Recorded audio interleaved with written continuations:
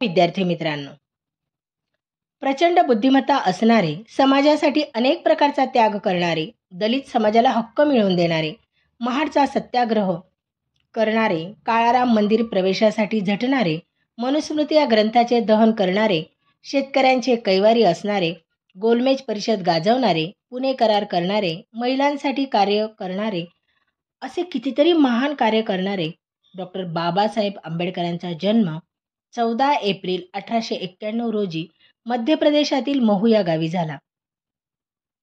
त्यांनी शालेय शिक्षण घेण्यासाठी खूप कष्ट सोसले. वर्गाच्या बाहेर बसून त्यांनी अभ्यास केला व आपलं शिक्षण ते पूर्ण करत राहिले. भारतीयांना शिका, संघटित व्हा, संघर्ष करा हा मोलाचा मंत्र त्यांनी दिला.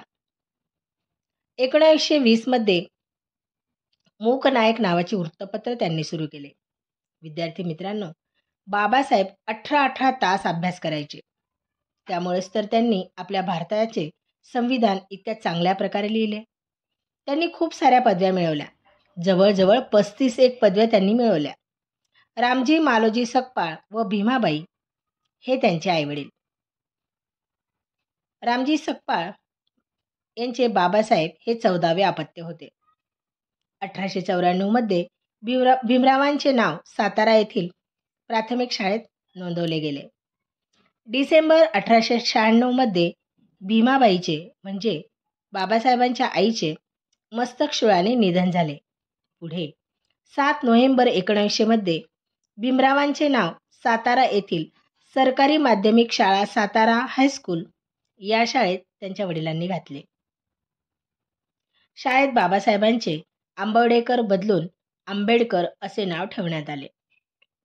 नोव्हेंबर 1904 मध्ये भीमराव इंग्रजी 4थीची परीक्षा पास झाल्यानंतर डिसेंबर 1904 मध्ये त्यांच्या वडिलांनी बाबासाहेबांचे नाव एल्फिन्स्टन हायस्कूलमध्ये दाखल केले. जानेवारी 1907 मध्ये भीमराव मॅट्रिकची परीक्षा पास झाले. अस्पृश्य समाजातील मॅट्रिक उत्तीर्ण झालेले ते पहिले विद्यार्थी होते. भीमरावांचे अभिनंदन करण्यासाठी एक सभा भरवण्यात आली होती. त्या सभेत गुरुवर्य कृष्णाजी केळुस्कर यांनी आपले भगवान बुद्धाचे चरित्र हे पुस्तक बाबासाहेबांना भेट दिले.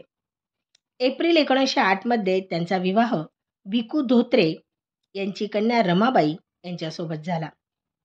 1910 मध्ये बडोद्याचे महाराज सयाजीराव गायकवाड यांनी भीमरावांना महाविद्यालयीन शिक्षणासाठी शिष्यवृत्ती देण्याचे आश्वासन दिले.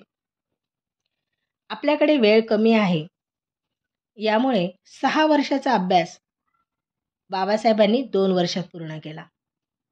20 एप्रिल 1911 रोजी बडोद्याच्या संस्थानाने भीमरावांना दरमहा 25 रुपयाची शिष्यवृत्ती मंजूर केली आणि पदवी प्राप्त केल्यानंतर त्यांनी बडोदा संस्थानातच नोकरी करण्याची अट घातली.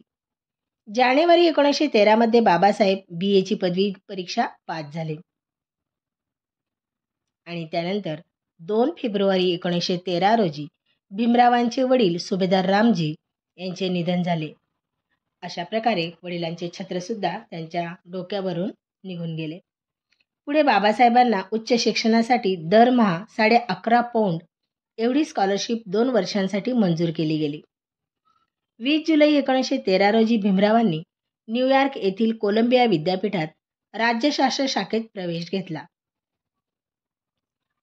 15 मे 1915 मध्ये भीमरावांनी रोज 18 तास अभ्यास करून administration and finance of east India company या विषयावर प्रबंध लिहून कोलंबिया विद्यापीठात MA पदवीसाठी सादर केला.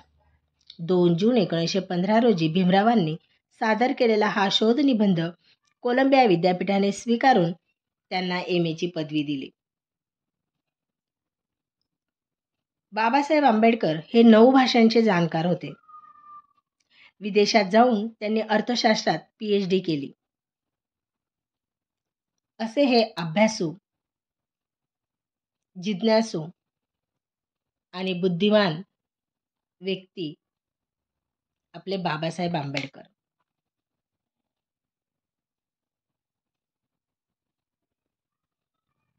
यांना शतशः प्रणाम. धन्यवाद.